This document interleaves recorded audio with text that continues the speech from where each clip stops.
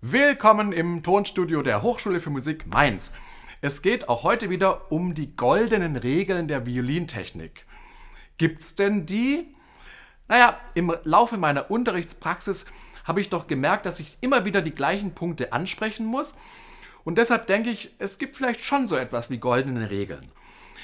Und eine davon, das ist jetzt die goldene Regel Nummer 4, die ist sehr stark auch geprägt von den physikalischen Bedingungen des Instruments, der Geige und des Bogens. Und zwar, weil ja die Regel heißt, dicke Saiten Steg fern spielen, dünne Saiten Steg nah spielen. Ja, wir wissen alle, die Kontaktstelle ist abhängig von der Saitendicke. Also eine dicke Saite,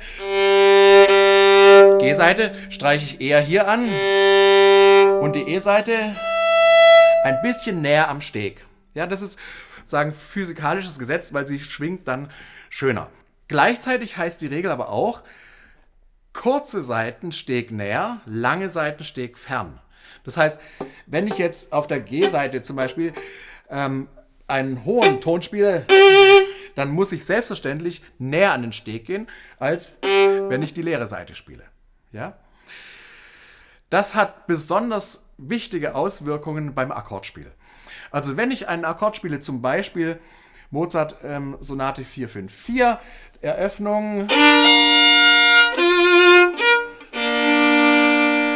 ja, dann würde ich unbedingt raten, diesen Akkord ein bisschen schräg anzusetzen, sodass ich die D-Saite einen Tick weiter weg vom Steg anstreiche als die E-Saite.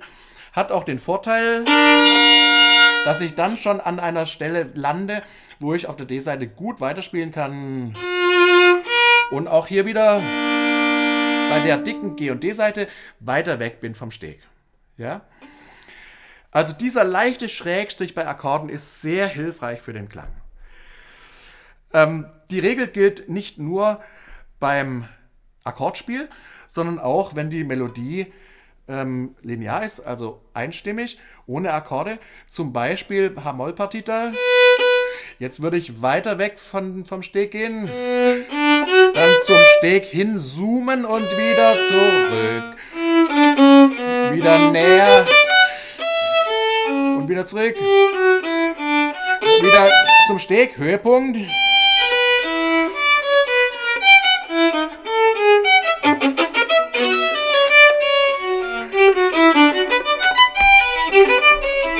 Und so weiter, ja.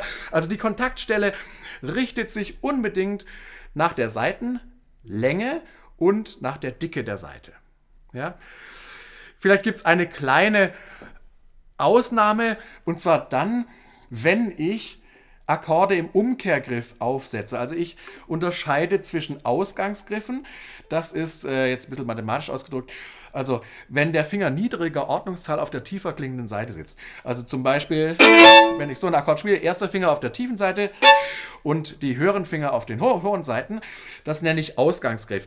Umkehrgriff wäre, wenn ich jetzt umdrehe, wenn ich jetzt die zwei zum Beispiel sowas machen würde, ja, also die Finger höherer Ordnungszahl auf der tiefer klingenden Seite, dann wird nämlich die tiefe Seite, die dicke Seite, verkürzt und die hohe Seite ist länger und dann ist das vielleicht mit dem Schrägstrich nicht mehr ganz so ideal. Also ja, bei solchen Akkorden, wo ja der vierte Finger die Seite verkürzt und oben die leere Seite ist, da würde ich wahrscheinlich nicht mehr den Schrägstrich wählen, sondern insgesamt ein bisschen weiter weg vom Steg gehen, dass die Saiten weicher sind und ich einen flacheren und dreistimmigeren Akkord spielen kann. Aber der Schrägstrich ist an der Stelle nicht so wichtig. Vielleicht noch ein Hinweis, Ivan Galamian schreibt auch schon in seinen Principles of Violin Playing and Teaching, wenn der Bogenstrich ein bisschen schräg ist, slightly slanted, wird der Ton etwas singender. Also das ist meine grundsätzliche Empfehlung, auch im Melodiespiel. Lieber ein ganz bisschen schräg streichen, als in die andere Richtung schräg. Ja? Ich sehe leider immer wieder, dass Geiger, wenn sie ausholen für den ersten Akkord, dann machen sie so und jetzt ist der Bogen schon im falschen Winkel und der Akkord klingt einfach nicht schön. Also lieber so ausholen und jetzt steht er schräg. Ja? Darauf achten. Das ist eine Empfehlung, probiert es mal aus.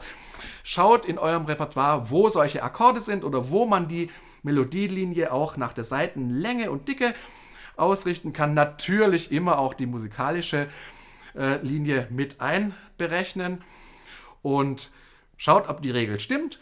Und wenn ihr neue Regeln entdeckt, dann könnt ihr gerne mir eine E-Mail schreiben oder mich kontaktieren über die Homepage der Hochschule für Musik Mainz. Und ich freue mich, darüber mit euch zu diskutieren. Dankeschön.